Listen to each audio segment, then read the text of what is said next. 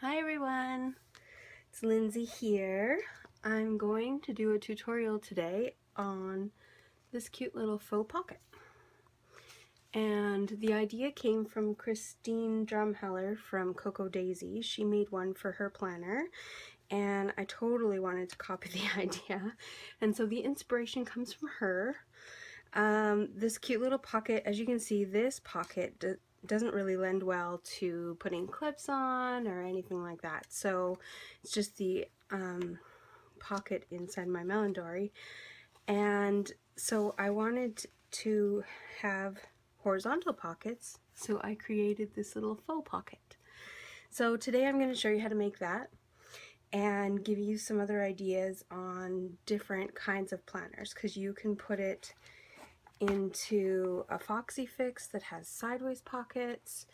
You can put it, I think I figured out how to do it in one with no pockets. You can either use binder clips on the sides here to hold it down, or you can make it into a dashboard and stick it right here on the front, or anywhere else in your planner for that matter.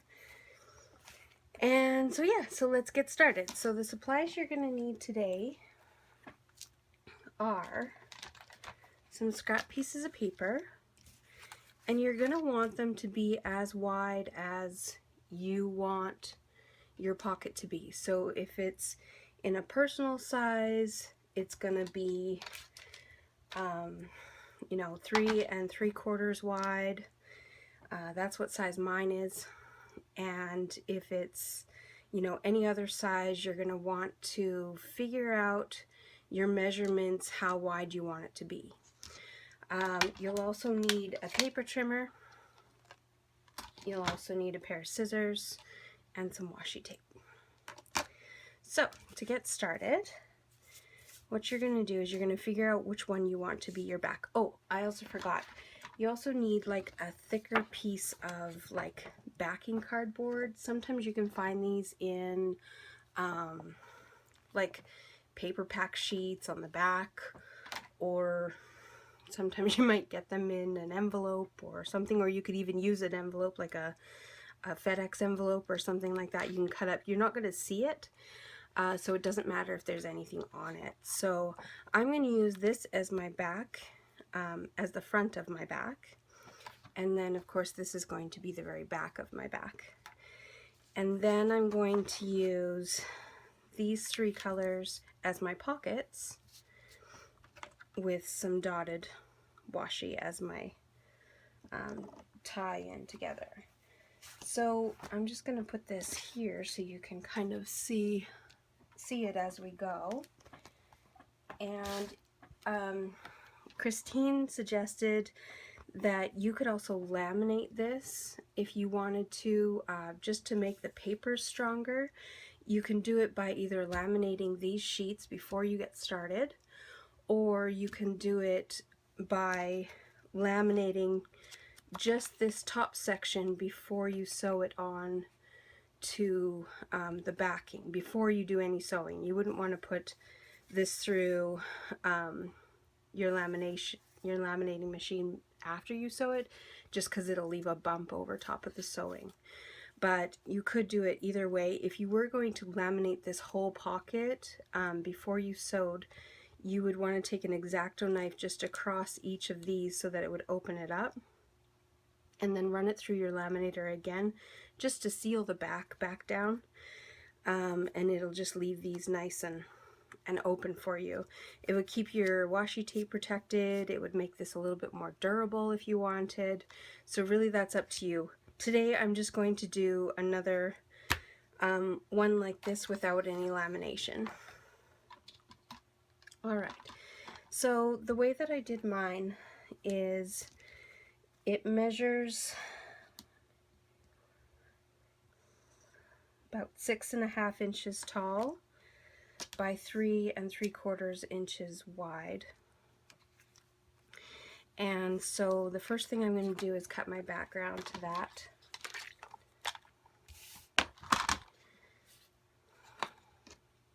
And my washi. So 6.5. And I'm just going to make sure that this is 3 3/4. I'm pretty sure I cut it down before I started, so it is. So this is your back piece. And then I have 6 pockets, and you can put in as many pockets as you want.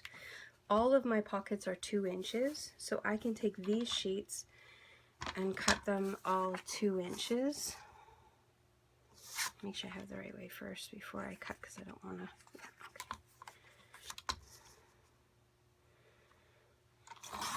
So 2 inches, 2 inches,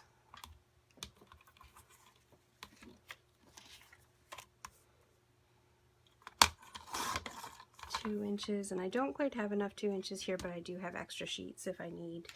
This is a good use of scrap paper. You could totally use tons of scrap paper. It doesn't have to be plain either. Like, you could use scrapbooking paper if you wanted, whatever kind of paper you wanted. I also thought you could also use these, like the clear acetate sheets. I think that would be really cute as a pocket, because then you could see inside if you were wanting to stick a photo down in the pocket, like this, especially this very first pocket.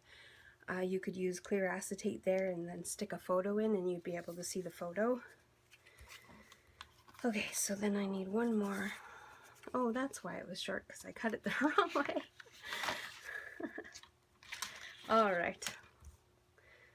Let's just make sure that that's 3 3/4. Okay, so got my 6 pockets. Don't need this anymore at the moment until you're ready to cut your backing. You could also cut your backing right now if you wanted to as well. And you can sort these whichever way you want to put them in. Did I just put that pocket over here? I think I did. Nope, I didn't. How did I do the extra piece? Jeez.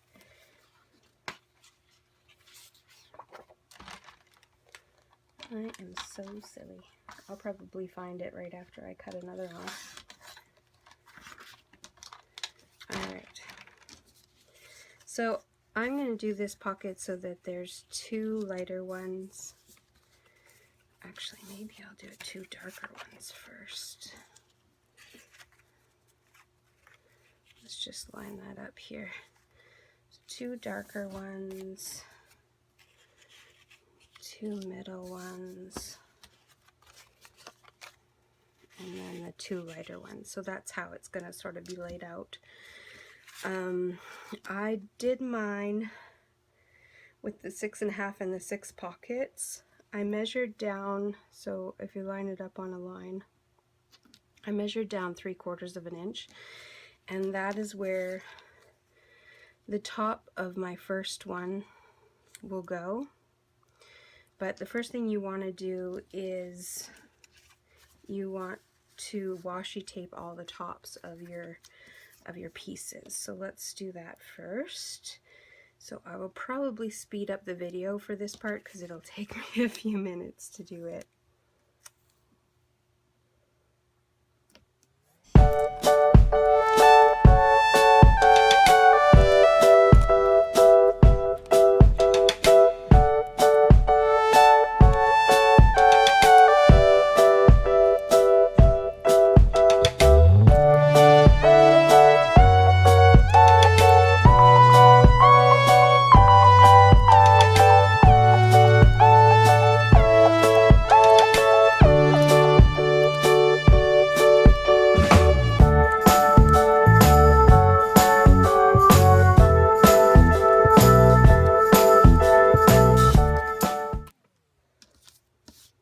Okay, so now that the pockets are done, the tops of the pockets are done anyways, you'll now sort them and start lining them up on here. So we're going to start at the top and work our way down, just because I find it makes it easier to measure and things. So you can use it using a ruler on the side, or even one of these mats that has all the markings. You can start with card number 1 and you would measure down 3/4 of an inch and just kind of eyeball the other side. You can move this over a tiny bit just so you can eyeball it. And then you're just going to take your washi tape and you're going to place it along the bottom seam of the first pocket, and make sure you smush it down quite a bit so that it's nice and snug. And then you're gonna take it off and flip it over and make sure you don't see any of the washi there. You're gonna put another strip of washi tape. You could use technically any kind of washi tape for this one, although you do want the bottom to match the rest of your things, so I wouldn't use a different tape for that. But if you wanted to use like a different tape for this, you won't actually see the inside one. So if you wanted to use just a roll that you're not going to use or something like that, if you didn't want to waste some of your washi, we don't use a ton of washi, so you're just going to cut off the excess and just toss it away. So there's the first pocket. And so now what you're going to do is you're going to put the second pocket on, and you're going to measure from the top of the last pocket. You're going to measure down 3/4 of an inch, and that's where you place your next pocket. And you're going to repeat the same thing. Of course I put my washi down. So you're going to repeat the same thing. So you're going to put a piece of washi tape on the outside of your pocket once you get it all lined up there. And your edges don't have to be totally done. They can be really close. You can afterwards just sort of trim with your scissors if some of your stuff doesn't quite line up. But it should be close. Geez, I can't get this one to just stay. Sometimes they're a little bit finicky.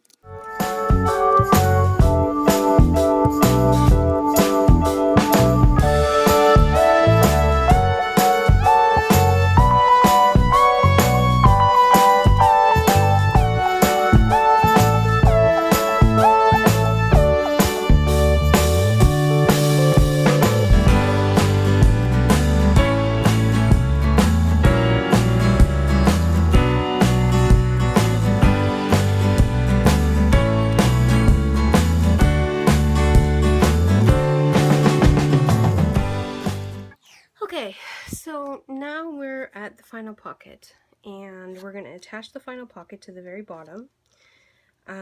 It doesn't necessarily have to line up right at 3/4. In fact, this one does not. It's a little bit less than 3/4. If you wanted to, you could bring it up a little bit if you wanted to get it exactly, and then just cover that part with washi. And then it would flip over exactly.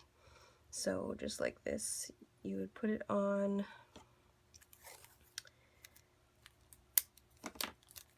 and then stick this down. And what you would do is just flip it over and just fold that end over behind your cardstock there, and then you would still do the same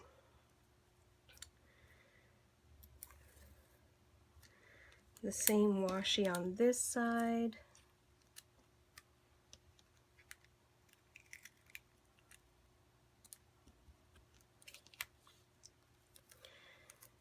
and you would just cover up the portion that's sticky, so that if you're sticking something in your pocket, it's not going to stick down.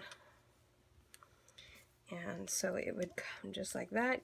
You'll have washi tape here, and you won't be able to even tell that your pocket is lower than everything else. And as you can see, I'm just trimming off just a little bit of the excess on this side. Some of them are just a tiny bit too short, so you just want to make sure that the whole edge is nice and straight. And then we can do that with this side. just move all that stuff. Okay, so at this point, your pockets are done.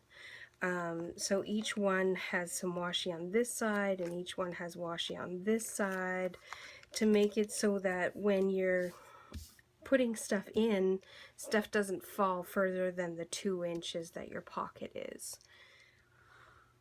Okay, I think I got it figured out after deleting all of my photos on my phone, importing them onto my Mac, and yeah, I'm pretty sure that I have enough room to finish this video. So, again, pockets are done. They're ready to be attached to here, and there's different ways to do it depending on what sort of journal you have. So for a journal or a dory with a secretarial pocket just like this, or even a secretarial pocket that's rounded, you're gonna sew it exactly like I sewed this one. So first you're going to sew across the bottom and up the left side. And the reason why I say when you do that is because generally when you sew, your project is on your left side, and so you're going to sew the bottom, then you're going to turn with it still in on the machine so that you can end up with a nice line, and then you're going to sew up the left portion of the book, and then we will attach the back piece or the backing board, and we will sew across the top and down the right side. So if you have a journal or a dory that has a side pocket like this, you're going to sew across the top, down the left, and across the bottom first, and then you're going to put your backing on and you're going to sew across the right, or up the right side or down the right side, whichever way you want to do it. If you're using a dory without any pockets, piece of tape stuck to that one. If you're using a dory without any pockets, then you can clip this, if you don't mind binder clips, that is, sticking to your dory. You can binder clip it there, and you can also binder clip it there. Now, of course, I'd probably move this up just slightly just so it's a little bit more under the binder clip, but if you don't have a pocket, you could technically do that. Now, you will have 2 binder clips on the outside of your dory, but if you are okay with that, then I would recommend doing it this way. If you're not okay with the binder clips on either side, then my recommendation is to attach the faux pockets to a dashboard. So what you would want to do is you want to make this the same size as a dashboard, just because this one is obviously a little bit smaller than an existing dashboard that I have, just to kind of show you what I mean. So this is a dashboard that I have, and I put this around one of my journal books in my dory, and it just sits like that, and it's a nice cover, it's versatile, it protects your books, and it's also removable, so if you decided you didn't want this paper anymore, you would just pull it out and put a new one in. So what you would do with this is your laminated dory is ready to go. Now you could just use plain paper on the front of this, obviously, because you're not going to see that. But once you've laminated your 2 dashboards, you're then going to open it up like this, place your faux pockets, and then you're going to sew all the way around over top of the lamination. And then it will be securely attached to the front of your dashboard, and then you can just attach it, and it would look something like that when you open up your book. So when it's closed, it would look like that, and when it's open, you would see your pockets right in front, which is really kind of cute as well if you didn't want to attach anything to the front of your dory, or you didn't want to have any clips sticking out on the front of your dory as well. So that's how I would attach it with no pockets, but I'm going to do this one so that I can attach it into my melon dory, which is the one that has the secretarial pockets. So first things first, I'm going to take it to my machine without the backing, and I'm going to sew again across the bottom and up the left side, and I'll be right back.